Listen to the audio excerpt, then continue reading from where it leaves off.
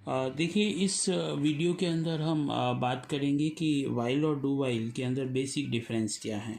Okay, जैसे हमने यहाँ वाइल की बात कर रहे हैं और यहाँ हम डू वाइल। ओके, दोनों के दोनों आपके सी प्रोग्रामिंग के लूपिंग टूल है।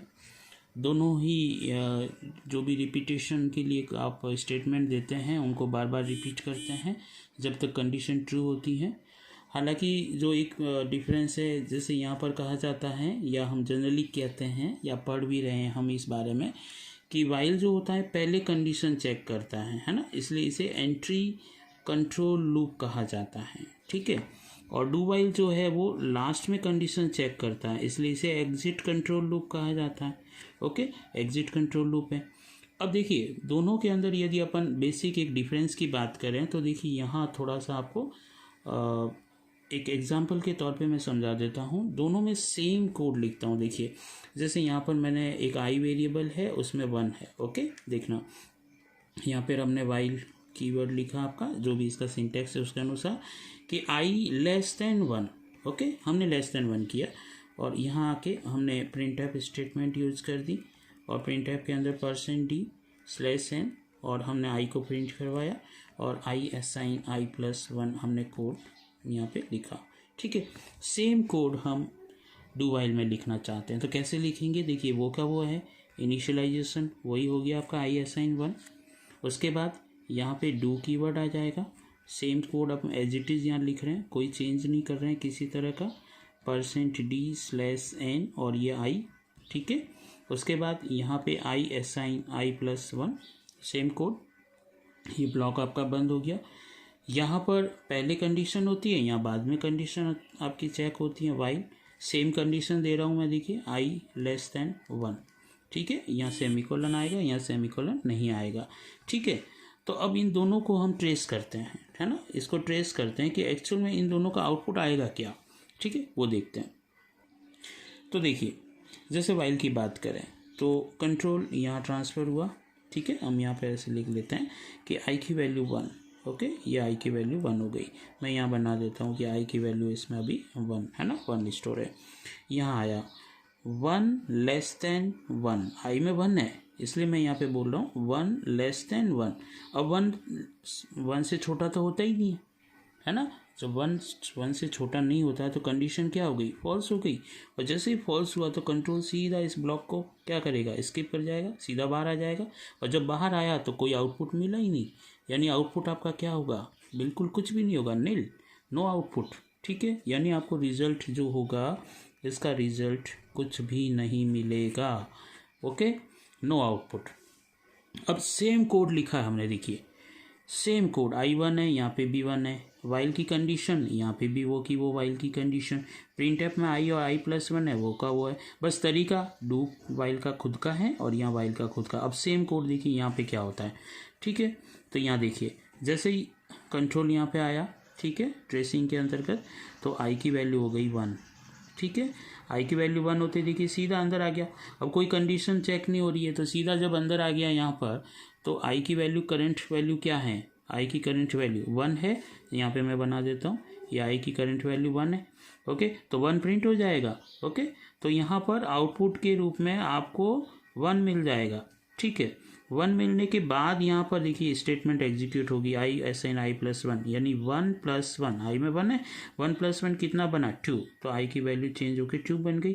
2 बन के फिर कंट्रोल जैसे यहाँ पे एग्जिट होगा तब चेक करेगा, तो यहाँ पे चेक होगा कि 2 लेस देन 1 है ना, 2 छोटा है 1 से, नहीं है, कंडीशन फॉल्स, तो कंडीशन फॉल्स हो गई। तो फॉल्स होते वो सीधा यहाँ से बाहर आ जाएगा। तो देखिए सेम सिचुएशन है, दोनों में कोडिंग में कोई चेंज नहीं है, केवल तरीका वाइल का वाइल जैसा है और डू वाइल का डू वाइल जैसा है। सेम कंडीशन है, ठीक है, सेम स्टेटमेंट्स हैं, उसके बावजूद भी यहाँ पर इसमें कोई आउटपुट नहीं आ रहा है, नो आउटपुट है यहाँ पर। ठीक है, और इसके अंदर आउटपुट क्या आ रहा है, 1 आ रहा है। ठीक है, तो कहने का ये मतलब हुआ कि यदि शुरुआती कंडीशन दोनों ही केस में इनिशियल कंडीशन यदि वहाँ पर ट्रू होती हैं, ठीक है, इनिशियल कंडीशन ट्रू होती हैं, तो दोनों लूप जो होंगे आपके बराबर चलेंगे। और शुरू की कंडीशन यदि फॉल्स होती है, तो देखिए यहाँ पर फॉल्स है शुरू की कंडीशन, तो यहाँ पे क्या हुआ, फॉल्स होते ही सीधा बाहर आ गया, यानी कोई आउटपुट नहीं आया। लेकिन यहाँ फॉल्स होने के बावजूद भी देखिए अंदर एक बार लूप जरूर चलेगा, ओनली वंस। कंडीशन फॉल्स होने के केस में भी डू वाइल जो है वो अपने कोड को एक बार जरूर चलाएगा, क्योंकि कंडीशन एंड में चेक हो रही है। तो exit control loop, initial condition, मैं वापस कह रहा हूँ, शुरुआती कंडीशन यदि आपकी वहाँ पर फॉल्स है, शुरू होते ही कंडीशन फॉल्स है, तो डू वाइल अपनी बॉडी को एक बार जरूर चलाएगा, जबकि वाइल ऐसा नहीं करता। अब जैसे देखिए ये सेम कोड है ना, सेम कोड को मैं यहाँ पर एक डिस्कस करता हूँ वापस से, है ना। जैसे मान लीजिए वही आई असाइन 1 है, देखना है, और यहाँ पर हमने वाइल, है ना, वाइल आई लेस देन, मैंने यहाँ पे इक्वल लगा दिया, देखिए कंडीशन मैंने ट्रू कर दी, ओके। और यहाँ पर मैंने प्रिंट है, और यहाँ पर मैंने %d/n, और ये आई को प्रिंट करवा दिया, और आई को प्रिंट करवाने के बाद वही आई असाइन i+1 कर दिया, ओके। अब सेम कोड मैं यहाँ पे भी लिख देता हूँ, I assign 1, okay, I assign 1 करके वही डू करके यहाँ पर मैंने प्रिंट अप स्टेटमेंट यूज कर दी, ओके। प्रिंट अप यूज करके %d/n यूज किया, और मैंने आई प्रिंट करवाया, वही आई असाइन i+1 किया मैंने, ओके। और यहाँ पर मैंने वाइल, है ना, वाइल में सेम के दे रहा हूँ यहाँ पे कंडीशन आई लेस देन इक्वल 1, देखिए, ओके। और ये यहाँ पे अब देखना, इन दोनों में डिफरेंस देखना, i1, जैसे ही i1 बना यहाँ पे आया 1 less than equal 1, yes, condition देखिए, ट्रेसिंग देखिए कि 1 less than equal 1, yes, condition is true.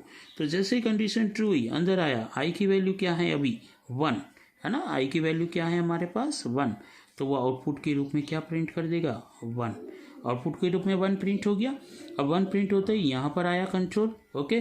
तो यहाँ पे हुआ 1 + 1 कितना बना 2, यानी ये चेंज होके क्या बन जाएगा 2 बना। कंट्रोल यहाँ पर आया, यहाँ से वैसे ही ऊपर गया, यहाँ पर 2 लेस देन 1, i2 बन गया था 2 लेस देन 1, 2 लेस देन 1 तो होता ही नहीं है, 2 लेस देन इक्वल 1, कंडीशन क्या हो गई फॉल्स। तो जैसे ही कंडीशन फॉल्स हुई, कंट्रोल सीधा यहाँ से बाहर, यानी कि फॉल्स होते ही बाहर आ गया, आउटपुट के रूप में आपको 1 मिला।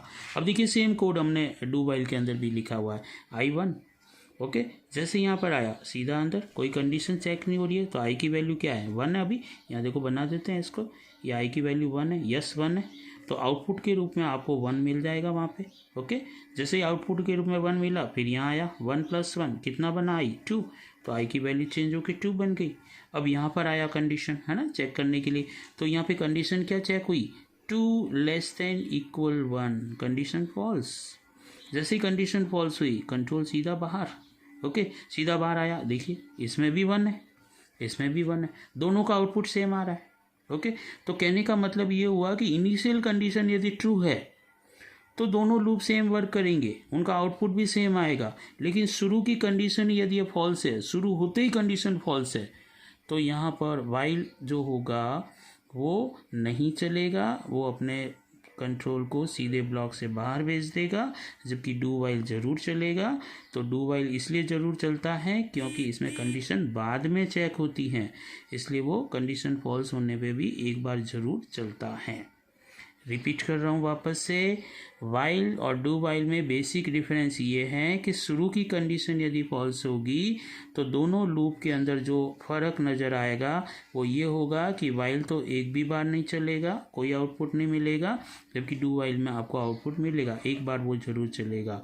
और यदि शुरू की कंडीशन दोनों में ट्रू है तो वाइल भी आपका चलेगा, डू वाइल भी चलेगा, दोनों समान रूप से चलेंगे, इन दोनों में कोई डिफरेंस नहीं है। जैसा अभी मैंने बताया, जैसे यहाँ देखिए, मैंने ऊपर यहाँ पर देखिए पहली वाली कंडीशन फॉल्स दे रखी थी, सेम था, तो यहाँ पर कोई आउटपुट नहीं आया था, नो आउटपुट, ठीक है। और यहाँ पर आपका एक आउटपुट मिला था, और यहाँ देखिए दोनों के अंदर यहाँ पर I less than equal 1 condition true कर दी मैंने, यहाँ पे भी सेम कंडीशन है, तो दोनों सेम कंडीशन पे दोनों का आउटपुट समान रूप से आपको मिलेगा, ठीक है। तो ये बेसिक डिफरेंस है वाइल और डू वाइल के मध्य। Thank you.